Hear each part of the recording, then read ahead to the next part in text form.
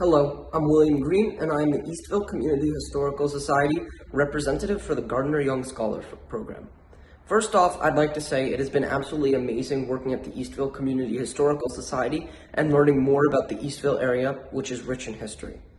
The origins of the house date back to the 1800s when the Johnson family, a prominent family in the Eastville area, purchased the design and materials of the house via the Sears and Roebuck catalog. The Eastville Community Historical Society works in conjunction with the St. David AME Zion Church to preserve the history of the working class of Eastville.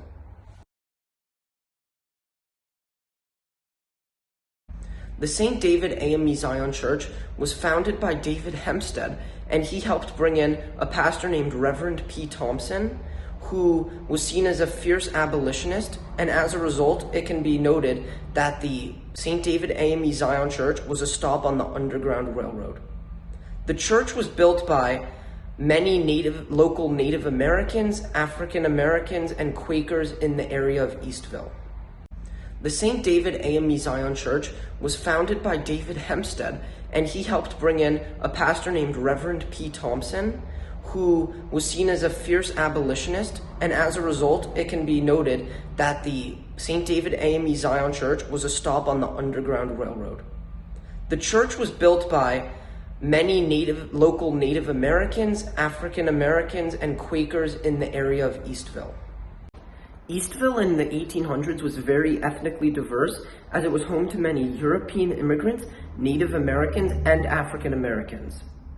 There have been tintypes found, some of which in the Ivy Cottage, which prove this hypothesis to be true, as it shows pictures of Native Americans, African Americans, and European immigrants. Behind me is one of my favorite pieces of art in the current exhibit at the Eastville Community Historical Society. It shows someone who looks like they're about to vacation, with the outside showing all different types of green books.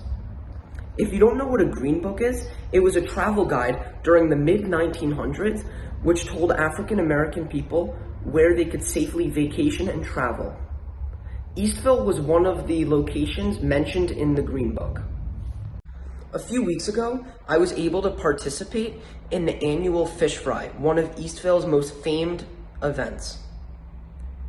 While working at the fish fry, I was able to meet so many new people, many from the Eastville area, as well as people from all over the Med area, some from New Jersey, New York City, and even Connecticut.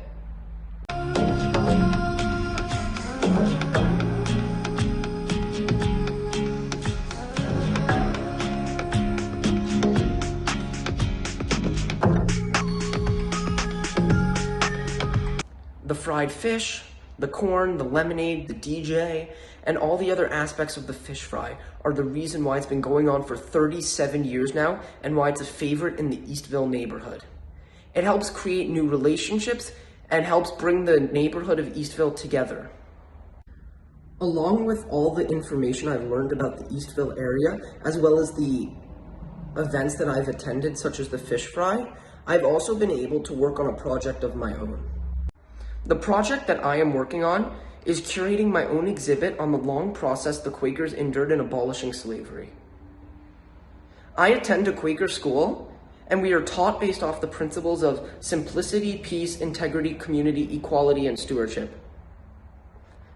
Many of these traits can be traced back all the way to the 1700s when the Quakers used them in their attempts to abolish slavery. With the help of the Gardiner-Young Scholar Program, I can put my exhibit to life and can teach so many more people on an overlooked part of history that is so influential. I would like to thank Dr. Georgette Greer-Key for providing me the opportunity to work at the Eastville Community Historical Society. Because of my work at the museum, I've become more educated, cultured, and have furthered my love for history. Additionally, I would like to thank Ms. Harriet Simon for countless hours spent with me at the museum working on research. Lastly, I would like to thank the Gardiner-Young Scholar Program for watching this video and hopefully funding me for my exhibit. Thank you. Hello, my name is William Green, and we're here at the Eastville Community Historical Society, where I just launched my exhibit on Quakerism and slavery. Today is actually June 19th, 2023, and as many know, it's Juneteenth, the national holiday, which celebrates the end of slavery and the freedom of African American people. To begin my exhibit, we dive into the history of Quakerism and how it spread from England to the New World in America, and how their moral values inspired abolitionism. Specifically with these three Quaker abolitionists, John Woolman, Lucretia Mott, and Benjamin Lay, and these three were some of the beginning abolitionists, Quaker abolitionists.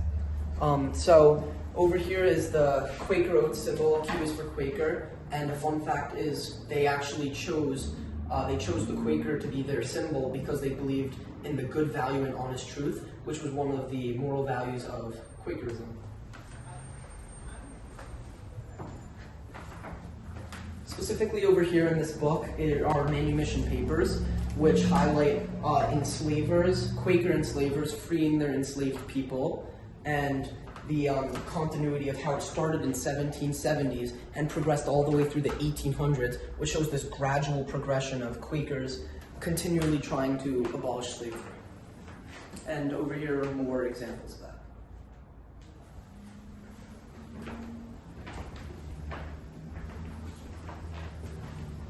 Over here are many important Quaker African American abolitionists, who these Quaker abolitionists also worked to abolish slavery, specifically with Paul Cuffey, who's a very influential Quaker. And more specifically, 50% of Quakers are actually African Americans. So I think that the Quaker movement in abolishing slavery, I think that inspired a lot of African Americans to join the religion because they really saw the good values of Quakerism. Over here are active meeting houses on Long Island, because it's important to note that Quakerism is very much still present, and it is still plays an active part in many communities on Long Island. To end the exhibit over here, this specifically puts a connection between Quakerism and Long Island, as it talks about the many meeting houses and the many communities that were built by Quakers for a more inclusive environment, a more inclusive community.